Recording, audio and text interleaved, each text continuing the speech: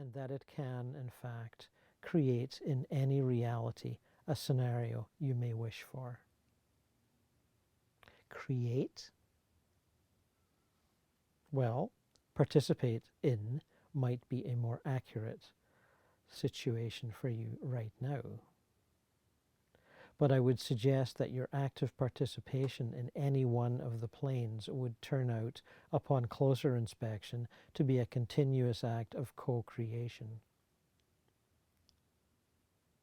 Your eloquence is persuasive in an alarmingly seductive fashion.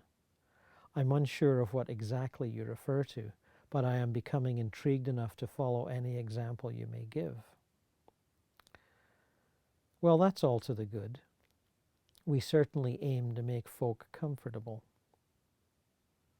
There's many like you, legions actually, but not so many who work with the intellectual elite. A lot of them are just regular folks who want to lend a hand. Some, of course, are deeply religious and seek to advance the ideals of the prophets who so inspired them. You will not be taking me to God, I hope. No, I will not, Miss Sontag. I will take you to a reception center in your comfort zone, an R&R playground where you can relax and check out your options when you're ready to do so. I do have my own understanding of the God concept, and indeed the God consciousness, but I have no desire to impose either upon you. The bottom line is getting you out of the misty nothingness and into somewhere much more pleasant. What is this anyway? It's a border region between the living and the dead. Many of the dead are so confused and beset by ignorance and anxieties that they get stuck here, some for a very long time. You've doubtless read a few ghost stories. Yes, of course, but I never felt them real or relevant. My concern was always the life of the mind and the advancement of knowledge. I can see they were right about one thing, though. You do feel the thoughts and emotions of those connected to you. Yes, they are powerful magnets and will continue to be such until the energy of their inspiration dissipates. You have, so far, been resisting their pull, I take it? Can you tell? Yes, it's part of my job description, really. Plus, you resisted the encroachment of cancer for so many years, I imagine such a stratagem has become second nature. Are you suggesting I should have given in? Not at all. Your struggle was that of a dedicated warrior, and I sincerely compliment you on it.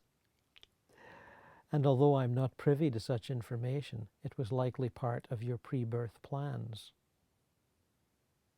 You're not telling me I planned all that out ahead of time? That I submitted willingly? Please, no. It's the worst kind of New Age mumbo-jumbo. I'm telling you that it's entirely possible. And when I get you to Focus 27 and you can settle and check out the options on offer, you'll be able to find out for yourself one way or the other. Perhaps I should add I was an admiring reader of some of your work.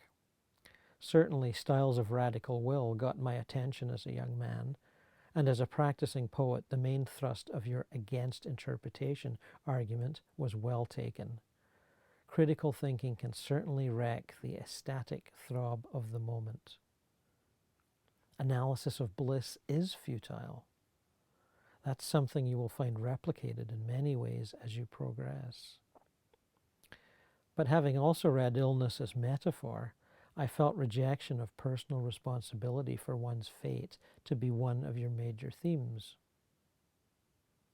Well, I just rejected all that finger pointing and blame, as if illness was an indicator of anything other than its own nature. You saw illness as something outside of you that attacked the sovereign state of your being? Yes, an enemy. Well, it's certainly not for me to rearrange your belief structure on that. But if you allow me to escort you onwards to a place where you can at least have a look around and decide for yourself, I will be much obliged. Will you indeed? And what exactly will this involve? My current method is to ask the client to shut their eyes and hold my hand. What? No prayers or invocations? No, no mumbo jumbo. We merely shift levels from the fog to the light. There is a gap of indecision and rumination here. Okay, I'll give it a go. A sudden smidgen of girlish enthusiasm. We arrive at the park and survey the scene. Well, this is a great start, wherever we are. Miss Sontag, unless you expressly wish otherwise, I shall leave you here to explore. Everyone here is dead, by the way, but some know more about their state than others. The food is top-notch and about as many activities as you can handle if you're in the mood. Or you can get a room in the hotel and not be disturbed. It's all very free and easy. That's it then, for now. I'll return in a bit and see how you're doing. For someone as famous as you, there will likely be a memorial service, and that gathering will be a powerful draw that you would be unwise to resist. Just be aware that you can attend it in spirit and return here later by just envisioning and desiring to return. Yes? Okay? Sounds simple enough. I guess I should thank you for your time. My pleasure, Miss Sontag. Your work gave me great mental stimulation when I needed it.